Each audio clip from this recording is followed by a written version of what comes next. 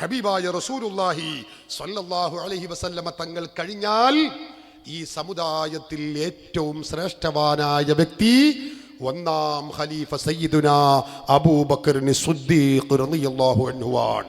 മുസ്ലിം ലോകത്ത് തർക്കമില്ല. എന്നാൽ സഹോദരങ്ങളെ, ആ മഹാനായ സിദ്ദീഖുൽ അക്ബർ റളിയല്ലാഹു അൻഹു ഹബീബായ റസൂലുള്ളാഹി തങ്ങൾക്ക് ശേഷം രാജ്യം ഭരിക്കുകയാണ്. തൻ്റെ ഭരണത്തിൻ്റെ അവസാന നാളിൽ തനിക്ക് കലശമായ രോഗം വരുന്നു. ആ രോഗത്തിൽ താൻ മരിക്കുമെന്ന് മഹാനവറുകൾ മനസ്സിലാക്കുന്നു. ഉടനെ അദ്ദേഹം ചെയ്യുന്നത് എന്താണെന്നോ, അതാ തൻ്റെ കൂട്ടുകുടുംബാദികളെയും വേണ്ടപ്പെട്ട സ്വഹാബികളെയും വിളിച്ചു വരുത്തുകയാണ്. എന്നിട്ട് മഹാനവറുകൾ നടത്തുന്ന ഉപദേശമുണ്ട്, ഒരു വസീയത്തുണ്ട്. നോക്കൂ നിങ്ങൾ, 1100 കൊല്ലം മുമ്പ് എഴുതപ്പെട്ട ഗ്രന്ഥം, ഇന്നലെ ഉണ്ടായതല്ല, സമസ്ത രൂപീകരിച്ചതിൻ്റെ ശേഷമുള്ള ഗ്രന്ഥമല്ല. 1100 വർഷം മുമ്പ് എഴുതപ്പെട്ട ഗ്രന്ഥം. അതിൽ കാണാം, മഹാനായ സിദ്ദീഖ് റളിയല്ലാഹു അൻഹു പറയുന്നു, ഇദാ മിത്തു വഫറഗ്തും മിൻ ജിഹാസി, ഈ രോഗത്തിൽ ഞാനങ്ങ് മരണപ്പെട്ടു കഴിഞ്ഞാൽ നിങ്ങൾ എന്നെ കുളിപ്പിക്കണേ, കഫൻ ചെയ്യണേ, എൻ്റെ പേരിൽ മയ്യത്ത് നിസ്കരിക്കണം. എന്നിട്ടോ ഫഹ്മിലൂനി, എന്നെ നിങ്ങൾ ചുമന്നു കൊണ്ടുപോകണം മറവു ചെയ്യാൻ. എവിടെയാണ് മറവു ചെയ്യേണ്ടത്? ഹബീബായ റസൂലുള്ളാഹി സ്വല്ലല്ലാഹു അലൈഹി വസല്ലമ തങ്ങൾ മറവു ചെയ്യപ്പെട്ട ആയിഷത്ത് ബീവി റളിയല്ലാഹു അൻഹയുടെ ആ റൂമില്ലേ, അവിടെയാണ് എന്നെ മറവു ചെയ്യേണ്ടത്. മറവു ചെയ്യാൻ വേണ്ടി നിങ്ങൾ കൊണ്ടുപോകുമ്പോൾ ഹത്താ തഖിഫൂ ബിബാബിൽ ബൈത്തില്ലദീ ഫീഹി ഖബ്റുൻ നബി സ്വല്ലല്ലാഹു അലൈഹി വസല്ലം, അല്ലാഹുവിൻ്റെ റസൂലിൻ്റെ ഖബർ ശരീഫുള്ള റൂമിൻ്റെ ആ മുൻവശത്ത് എത്തിയാൽ ഫഖിഫൂ ബിൽ ബാബ്, ആ വാതിലിൻ്റെ അരികിൽ നിങ്ങളൊന്ന് നിൽക്കണം. വഖൂലൂ, എന്നിട്ട് നിങ്ങൾ പറയണം, അസ്സലാമു അലൈക യാ റസൂലല്ലാഹ്, ഹബീബായ റസൂലിന് നിങ്ങൾ സലാം പറയണം. എന്നിട്ട് ഖബറിലുള്ള റസൂലുള്ളാഹിയെ വിളിച്ചുകൊണ്ട്, വഫാത്തായ നബി തങ്ങളെ വിളിച്ചുകൊണ്ട് നിങ്ങൾ എന്തു ചെയ്യണം? എന്നെ അവിടെ മറവു ചെയ്യാൻ വേണ്ടി സമ്മതം ചോദിക്കണേ. വഫാത്തായ നബി തങ്ങളെ വിളിച്ച് ഖബറില്ലാ റസൂലിൻ്റെ ചാരത്ത് മറവു ചെയ്യാൻ വേണ്ടി, എന്നെ മറവു ചെയ്യാൻ വേണ്ടി നിങ്ങളൊന്ന് സമ്മതം ചോദിക്കണേ. സ്വഹാബത്തിനെ പഠിപ്പിക്കുകയാണ്, വസിയ്യത്ത് ചെയ്യുകയാണ്. എന്നിട്ട് മഹാൻ പറയുന്നു, ഇദാ ഫഇന്നദിന ലക്കും വഫുതിഹൽ ബാബ്, ആരംഭ റസൂലുള്ളാഹി തങ്ങൾ ഖബർ ഷരീഫിൽ നിന്ന് നിങ്ങൾക്ക് സമ്മതം നൽകിയാൽ, നിങ്ങൾ റസൂലുള്ളാഹിനെ വിളിച്ച് സമ്മതം ചോദിക്കുമ്പോൾ നിങ്ങൾക്ക് സമ്മതം നൽകുകയാണെങ്കിൽ, ഫഅദ്ഖിലൂനി വദ്ഫിനൂനി, ആ റൂമിലേക്ക് എന്നെ നിങ്ങൾ പ്രവേശിപ്പിച്ചോളൂ, അവിടെ നിങ്ങൾ എന്നെ മറവു ചെയ്തോളൂ. ആരാണിത് പറയുന്നത്? തൗഹീദ് അറിയാത്തവരാണോ? ശിർക്ക് പഠിക്കാത്തവരാണോ? പ്രിയപ്പെട്ട സഹോദരങ്ങളെ, മഹാനായ ഒന്നാം ഖലീഫ സിദ്ദീഖുൽ അക്ബർ റളിയല്ലാഹു അൻഹു പറയുന്നു, ഖബറിലുള്ള ഹബീബിനെ നിങ്ങൾ വിളിക്കണേ, വിളിച്ചിട്ട് സമ്മതം ചോദിക്കണം. സമ്മതം ചോദിക്കുമ്പോൾ ഈ സമ്മതം ചോദിക്കുന്ന ഈ പരിപാടി, അല്ലെങ്കിൽ ഖബറിലുള്ള റസൂലുള്ളാഹിയെ വിളിക്കുന്ന പരിപാടി, അത് ശിർക്കാണെന്നല്ല പറയുന്നത്, കുഫ്റാണെന്നല്ല, തൗഹീദിന് വിരുദ്ധമാണെന്നല്ല, അത് ഇസ്ലാമാണ്, അത് തൗഹീദാണ്, അത് ഈമാനാണ്. എന്നിട്ട് സിദ്ദീഖുൽ അക്ബർ പഠിപ്പിക്കുന്നത് എന്താ? ഫഇൻ അദിന ലക്കും, ആ ഖബറിൽ നിന്ന് റസൂലുള്ളാഹി നിങ്ങൾക്ക് സമ്മതം നൽകിയാൽ, എങ്കിൽ മാത്രമേ എന്നെ ഉള്ളിലേക്ക് പ്രവേശിപ്പിക്കാവൂ. അപ്പൊ എന്താണ് അതിൻ്റെ അർത്ഥം? റസൂലുള്ളാഹിയെ വിളിക്കുമ്പോ ആ ഹബീബ് അത് കേൾക്കുന്നു, ഹബീബ് റസൂലുള്ളാഹി അതിന് ഉത്തരം ചെയ്യുന്നു. മുജാഹിദുകൾ സാധാരണ ദുർവ്യാഖ്യാനിക്കാറുണ്ട്. ഞാൻ നേരത്തെ പറഞ്ഞ വചനമില്ലേ, സൂറത്തുൽ ഫാത്തിറിലെ 14-ാമത്തെ വചനം, ഇൻ തദ്ഉഹും ലാ യസ്മഉ ദുആഅക്കും വലൗ സമിഉ മസ്തജാബൂ ലക്കും. അവരെ നിങ്ങൾ വിളിച്ചാൽ അവർ കേൾക്കൂല, അവർ കേട്ടാൽ തന്നെ ഉത്തരം ചെയ്യൂല. സഹോദരങ്ങളെ, മുജാഹിദുകൾ ഈ ആയത്ത് ഓതിക്കൊണ്ടാണ് റസൂലുള്ളാഹിയെ വിളിക്കുന്നതിന്, ശൈഖിനെ ബദരീങ്ങളെ വിളിക്കുന്നതിന്, അമ്പിയാക്കളെയും ഔലിയാക്കളെയും വിളിക്കുന്നതിനെ എതിർക്കുന്നതെങ്കിൽ ഈ പരിശുദ്ധമായ ഖുർആനിക സൂക്തം ഹബീബായ റസൂലുള്ളാഹി തങ്ങളുടെ നുബൂവത്തിന്റെ നാക്കിൽ നിന്ന് നേരിട്ട് കേട്ട് പഠിച്ച സിദ്ദീഖ് റളിയല്ലാഹു അൻഹു അവരാണ് പഠിപ്പിക്കുന്നത്. റസൂലുള്ളാഹിയെ നിങ്ങൾ വിളിക്കണം, വിളിക്കുമ്പോൾ റസൂല് കേൾക്കും, കേൾക്കുമ്പോൾ റസൂല് ഉത്തരം ചെയ്യും. അത് ഈ ആയത്തിനെതിരല്ല, ഖുർആനിലെ ഒരൊറ്റ ആയത്തിനും എതിരല്ല.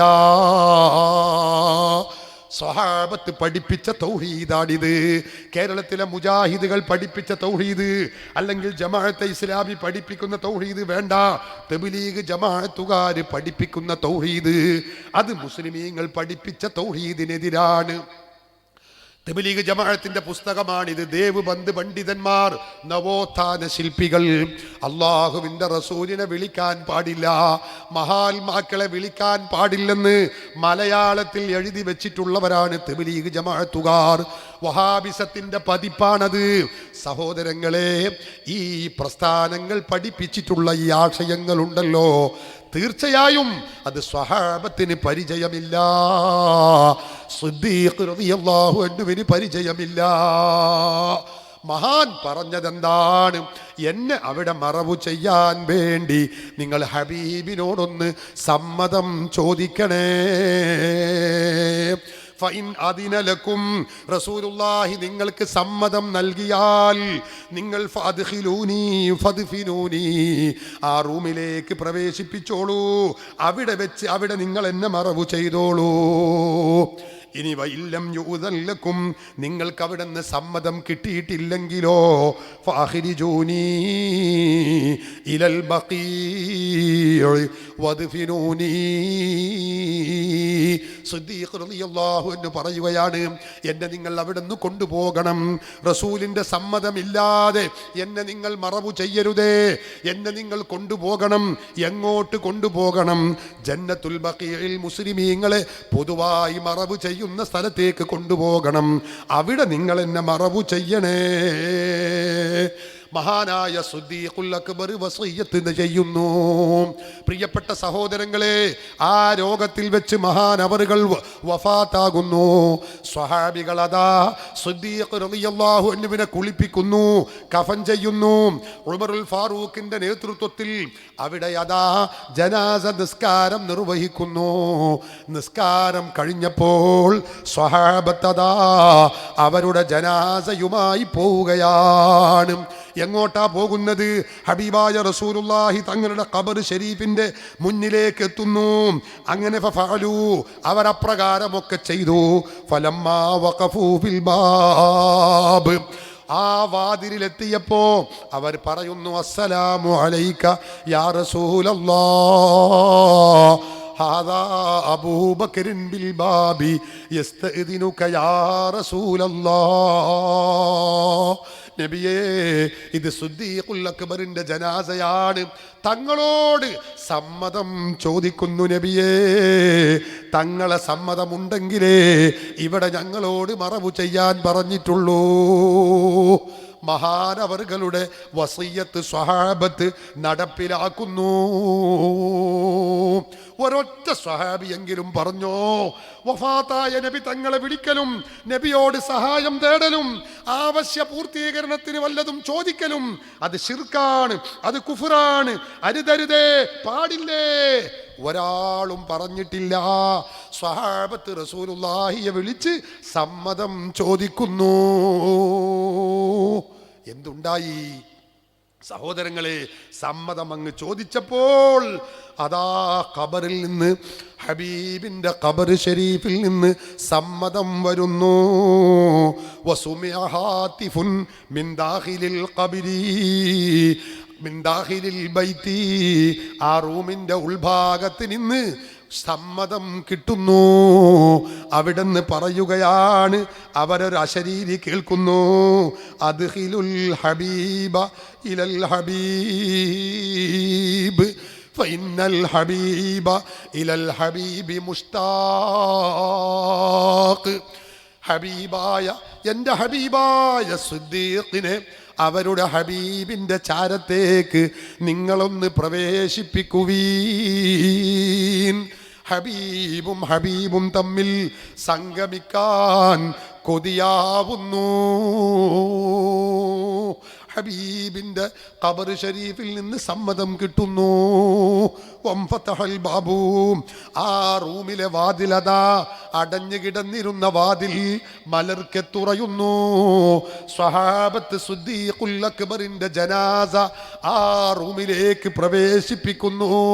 അവിടെ മറവു ചെയ്യാൻ ആവശ്യമായ കാര്യങ്ങളൊക്കെ ചെയ്യുന്നു. പ്രിയപ്പെട്ടവരെ, ഇത് രേഖപ്പെടുത്തി വെച്ചതാരാണ്? ബഹുമാനപ്പെട്ട കണ്ണിയത്ത് ഉസ്താദല്ല, താജുൽ ഉലമയല്ല, ബഹുമാനപ്പെട്ട ശൈഖുനാ കാന്തപുരം ഉസ്താദല്ല, 1100 കൊല്ലം മുമ്പ് ജീവിച്ച പണ്ഡിതൻ. തൻ്റെ വിശ്രുതമായ ഗ്രന്ഥം അശ്ശരിയ, ഇമാം അബൂബക്കറിൽ ആജുരി തങ്ങൾ തൻ്റെ കിതാബു ശരിയയിൽ ഇത് രേഖപ്പെടുത്തി വെക്കുന്നു. 1100 കൊല്ലം മുമ്പ് ജീവിച്ച പണ്ഡിതൻ അവരെഴുതിയ കിതാബാണിത്. അതിലാണിത് രേഖപ്പെടുത്തി വെച്ചിട്ടുള്ളത്. ഒരു കിതാബിലല്ല. ഇമാം ഫഖ്റുദ്ദീൻ റാസി റഹിമഹുല്ല രേഖപ്പെടുത്തി വെക്കുന്നു. ഇമാം അല്ലാമ നിസാമുദ്ദീൻ നൈസാബൂരി രേഖപ്പെടുത്തി വെക്കുന്നു. ഇമാം അലിയുൽ ഹിന്ദ് കൻസുൽ ഉമ്മാലിൽ രേഖപ്പെടുത്തി വെക്കുന്നു. ഒരു ഡസനിലേറെ പണ്ഡിതന്മാർ ഇത് രേഖപ്പെടുത്തി വെക്കുന്നു. ഒരാളെങ്കിലും പറഞ്ഞോ ഇത് ശിർക്കാണെന്ന്, ഇത് കുഫറാണെന്ന്, ഇത് അബൂജഹലിനെ പോലെ ആകുന്ന കൊടിയ ശിർക്കാണ് എന്ന് പറഞ്ഞിട്ടില്ല. ഇതിന്റെ സനദുകൾ അഭിപ്രായ വ്യത്യാസമുള്ള പണ്ഡിതന്മാർ, ചില അഭിപ്രായങ്ങൾ പറഞ്ഞ പണ്ഡിതന്മാരുമുണ്ട്. അവർ പോലും പറഞ്ഞിട്ടില്ല ഇത് ശിർക്കാണ്, ഇത് കുഫറാണ്, ഇത് തൗഹീദിന് നിരക്കാത്തതാണ് എന്ന് ഒരൊറ്റ പണ്ഡിതനും പറഞ്ഞിട്ടില്ല. അതാണ് അഹ്ലുസുന്നത്തി വൽ ജമാഅത്തിന്റെ തൗഹീദ്. അതാണ് ലാ ഇലാഹ ഇല്ലല്ലാഹു പഠിപ്പിക്കുന്ന തൗഹീദ്.